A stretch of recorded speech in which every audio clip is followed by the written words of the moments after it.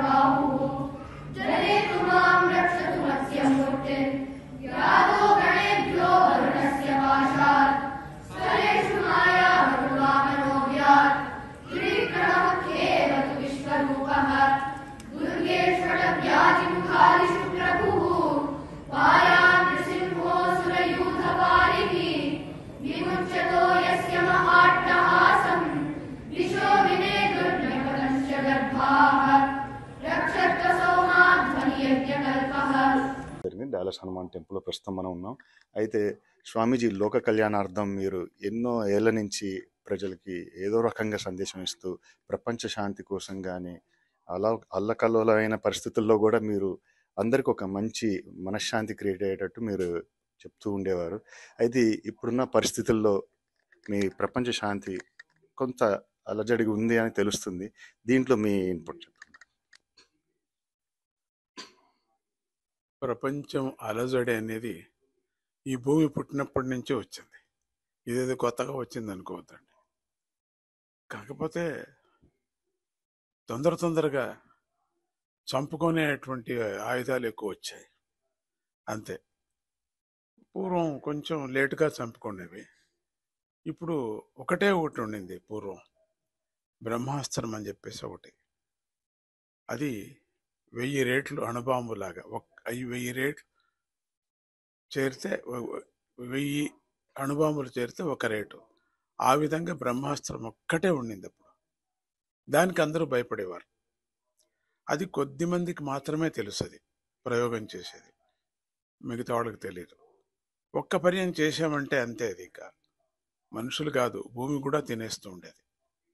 ఇప్పుడు అదే మాస్తర్లో కొంచెం 1000 అన్నాను కదా, అది కాదు, 1000లో ఒక చిన్న వంతు అటువంటివి అందరూ పెట్టుకొని భయపడిస్తున్నారు. మేమేదేస్తాం, మేమేదేస్తాం, మా పైన మానేస్తాం. చంపుకొనేదే ఉన్నారు కానీ బతికించి ఒకటి వేస్తాం చూడండి అందరూ బతుకుతారన్నది ఒక్కటి లేదు. అందరూ బుద్ధి లేనటువంటి వాళ్ళు. ఇప్పుడు రామ ఇద్దరిది యుద్ధం జరిగింది, మనకు అది తెలిసినటువంటిది. త్రేతాయుగంలో చాలా అద్భుతమైన యుద్ధం అది. ఎవరో అడిగినప్పటికి కూడా ఎట్లా ఉండింది అంటే రావణ యుద్ధం లాగా ఉంది అంటే వివరణ చేయటానికే వీల్లేనటువంటి యుద్ధం అది. అప్పుడు రాముడు కానీ లక్ష్మణుడు ఇద్దరూ మూర్చిపోయారు. 2 పర్యాలు అయింది. ఆ సమయంలో హనుమంతుడు ధన్వంతరి మూలంగా సంజీవిని పర్వతాన్ని తీసుకొచ్చారు. ఆయన తీసుకొచ్చి ఆ పర్వతంలో ఉండినటువంటి సంజీవిని యొక్క వేర్లతో మంత్రాలతో బతికించుకున్నారు. రాముడు ఎంత మంచివాడు అంటే, ఎంత మంచి హృదయం వాడు అంటే, ఈ సంజీవుని విద్యను పాపం మీరంతా చచ్చిపోయినటువంటి కోతుల మీద కూడా ప్రయోగించారు, అన్నీ లేచాయి. అన్నీ లేచేశాయి. అయ్యో పాపం, రావణాసుడు యొక్క సైన్యం మీద కూడా వెళ్ళి ప్రయోగించండి రా. ఎంత దయ రాముడికి! అది ఆ మాటలో. అప్పుడు లక్ష్మణుడు పక్కన ఉండే వాళ్ళందరూ చెప్పారు, స్వామి, రావణుడికి కకృతి, ఎక్కువ జనం చచ్చిపోలేదు అని చెప్పటానికోసరం ఆ మరణించిన వాళ్ళందరినీ సముద్రంలో పారేశారు. దాన్ని సముద్రంలో తిమింగలాలు తినేసాయి, ఒక్కరు లేరు.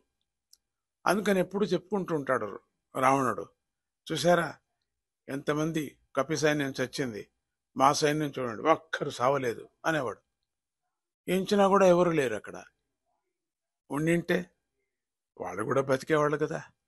సో ఈ విధమైనటువంటి ఒక అందరికీ అవమానం అయినప్పటికీ కొన్ని దేశాలు కాలేదు, మీ దేశం చేశాము అంటారు. ఏంటి, దేనికి మనం పోట్లాడుతున్నాం? వేదాంతమే చెప్తుంది కదా, బంగారానికి, ఆడదానికి, భూమికి పోట్లాడతారని. అట్లే పోట్లాడుతున్నాం. ఏం భూమి, ఎవరిది భూమి ఇది? ఎంతమంది రాజులు వచ్చి వెళ్ళారు. సో ఇదంతా చూసినప్పటికి మనకు చాలా భయం అవుతుంది, నిరపరాధులకు భయం అవుతుంది. ఏమీ తెలియని వాళ్ళు చాలా బాధపడుతున్నారు. వాళ్ళందరికీ కూడా ఒక విరుగుడు ఉంది. అది మనం పరమాత్ముని చాలా గట్టిగా నమ్ముకున్నాం. అందరూ అన్ని మతాలు వాళ్ళు కూడా నమ్ముకున్నారు. కానీ మన భారతీయుల తత్వమే వేరే. భారతీయుల యొక్క స్థితి శక్తిదాయకమైనటువంటి భక్తి మనది. యజ్ఞాగాదుల నుంచి మొదలుకొని కేవలం పూజలే కాదు, ఒక జపతపాదుల నుంచి మొదలుకొని ఎనర్జీని సంపాదన చేసేటువంటి. అందుకని మొన్న కూడా ఒక యజ్ఞం చేశాం, చాలా పెద్ద యజ్ఞం, వృక్ష శాంతి యజ్ఞం. వృక్షాలంతా పోతున్నాయి కదా, అది అందుకే కదా వానలు రావటం లేదు. దాన్ని నిలపాలా అనే ఒక దృష్టితో ఒక స్వామీజీ ఒక క్రాంతిని కూడా చేశారు మైసూర్లో. దాని జతకు అమ్మవారి యజ్ఞం కూడా చేశారు, చండికా మహాయజ్ఞాన్ని. అటువంటి సందర్భంలో స్వామి చెప్పారు, శాంతి కలగని తొందరగా అడిగారు అందరూ కూడా, మీరు అమెరికాకి వెళుతున్నారు కదా ఇప్పుడే, మరి యుద్ధ భూమిలో ఆయన ఇరాన్ మీద వేసేసారు కదా, మరి ఎట్లా అవన్నీ రూట్స్ అన్ని కూడా ఖాళీ అయిపోయాయి కదా, ఎక్కడ ఎగరటం లేదు కదా విమానాలు, ఏమిటి అంటే, నేను వెళ్లే లోపల అన్ని శాంతి అవుతాయన్న. అట్లనే వెళ్లే లోపల ఇవన్నీ శాంతి కావటం చాలా సంతోషం. ఎవరో ఇక్కడికి తిక్కపడుతూ ఉంటుంది, అందుకని మంచి వాళ్ళని ఎన్నుకోవాలని చెప్పడం ఇదే కారణం. దేశాన్ని వాడిదే సొంతము, 200 సంవత్సరాలు మేము ఉంటాము అనే అహంకారంతో నిరపరాధులను చంపుతున్నారు. ఏసీ రూమ్లో కూర్చొని తీర్మానం చేసేస్తారు. పాపం కష్టపడేది ఎవరు? అందరి సైనికులు, పాపం నిరపరాధులు కూడా. అట్లనే కదా కురుక్షేత్రంలో కూడా అదే కదా అయింది. వాళ్ళు 4-5 పోట్లాడుకొని ఎన్ని అక్షోహిణి సైన్యం చచ్చిపోయింది. కానీ అది తత్వం వేరే. శ్రీకృష్ణుడు అందరికీ ముక్తినిచ్చాడు, చాలా అద్భుతమైన కథ. అది ఇది కాదు కదా, ఇది రాక్షసుల కథ. రాక్షసులు పోట్లాడుకునేది. సో కాబట్టి మన భారతదేశం ఎప్పటికీ న్యూట్రల్గా ఉంటుంది ఎప్పుడు. పాపం శాంతి శాంతి శాంతినే కదా ముఖ్యం. ఊరికే నోటితో చెప్పడం కాదు, ఆచరణను కూడా చేస్తున్నారు. స్వామీజీ ఇప్పుడు అమెరికాకి రావటం 10వ బ్యాచ్కి గోల్డ్ మెడల్ ఇవ్వటానికి వచ్చారు. మహాయజ్ఞం అది, గీతా మహాయజ్ఞం. దాని జతకి వెంకటరమణ స్వామి యొక్క వైభవం, ఆయన ప్రతిష్ట కూడా ఉంది. దాని జతకి ఒక హీలింగ్ కాన్సెప్ట్ కూడా ఉంది. వృందగానం చాలా అద్భుతం, అది కూడా ఒక కార్యక్రమాన్ని మేము పెట్టుకోవటం జరిగింది. మరి గురు పౌర్ణిమ, ఇవన్నీ కూడా ఈ చాలా పెద్ద ఈవెంట్స్. ఈ సందర్భంలో చాలామంది అనుకున్నారు ఈ పెద్ద ఈవెంట్స్లో ఏంటి యుద్ధం వచ్చి పడింది కదా అని. ఏం పడదు, అదంతకదే పోతుంది, సర్దుకుంది. సర్వే జన సుఖినో భవంతు, లోకా సమస్త సన్మంగళాని భవంతు. అందరికీ మంచి బుద్ధి కలగని, లీడర్స్కి అంతా మంచి బుద్ధి కలగని, లీడర్స్ ఎన్నుకొనేటప్పుడు వీళ్ళకు కూడా మంచి బుద్ధి కలగని అని స్వామిని నేను ప్రార్థిస్తూ, కృష్ణుడిని ప్రార్థిస్తూ, ఆయన లీల ఇదంతా కూడా. అది జరగని. తట్టుకునే వాళ్ళు తట్టుకుంటారు, తట్టుకోలేని వాళ్ళు లేరు. నమ్మకం ఉండిన వాళ్ళకి ఏమీ కాదు, నమ్మకం లేని వాళ్ళకి కష్టమవుతుంది అని అంటూ మళ్ళీ ఈ 9 టీవీ 9 తెలుగు చూస్తున్నారు కదా. అమెరికాకు వస్తే నన్ను చూస్తారు మీరు, మళ్ళీ మళ్ళీ చూస్తాం. చాలా ఈవెంట్స్ ఉన్నాయి. ఇవన్నీ చూస్తారు మీరు. జై గురుదత్త.